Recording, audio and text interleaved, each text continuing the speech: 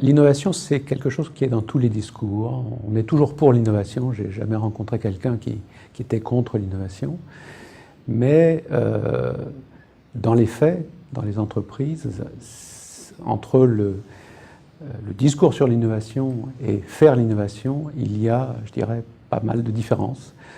L'innovation, c'est d'abord des risques, des coûts, de la déstabilisation, et donc, je dirais, ça implique des transformations assez importantes des entreprises par rapport à la vision traditionnelle d'une entreprise qu'on a, qui est d'abord une fonction de production, finalement. On dit une entreprise, on la connaît par sa fonction de production.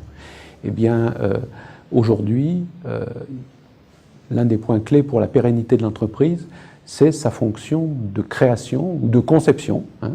Avant de vendre des produits, avant de se poser la question que se posait Walras sur le prix et les quantités, la compétition se joue sur la nature de l'offre, l'identité de l'offre produit.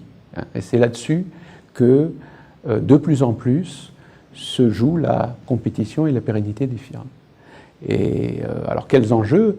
Quand vous faites un peu l'histoire depuis la dernière guerre des grands produits, comme produits automobiles, eh bien vous voyez que le rythme de renouvellement des produits, le rythme de diversification des produits a augmenté de manière passée de, je ne sais pas, une entreprise sortait une nouvelle voiture tous les 4 ans dans les années 50.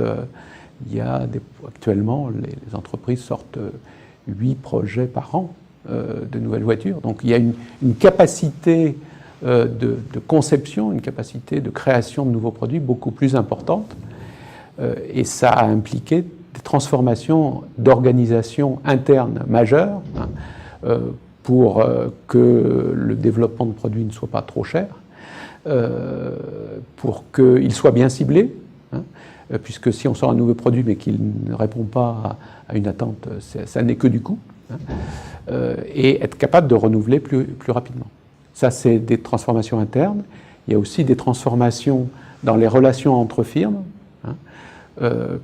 Quand vous voyez des innovations de rupture, par exemple comme la voiture électrique, eh bien, un constructeur ne peut pas être tout seul à prendre en charge la variété des domaines de transformation qui doivent être conduits pour que ce projet de rupture se développe au niveau d'un marché de masse. Donc ça veut dire co-innover, travailler avec des partenaires proches comme les fournisseurs, par exemple, dans la même filière, mais aussi des partenaires très éloignés, comme, je ne sais pas, des opérateurs de services, par exemple, ou même travailler, avoir une nouvelle vision de ce qu'on appelle le client.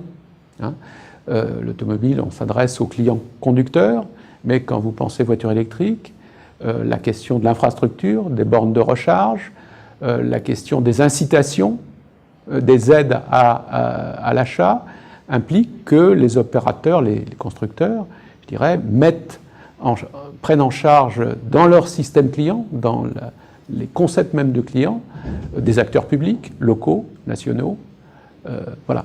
Donc une transformation profonde des métiers classiques et l'apparition de nouveaux métiers comme les chefs de projet, comme les designers, tous ces métiers qui sont liés à l'activité de conception.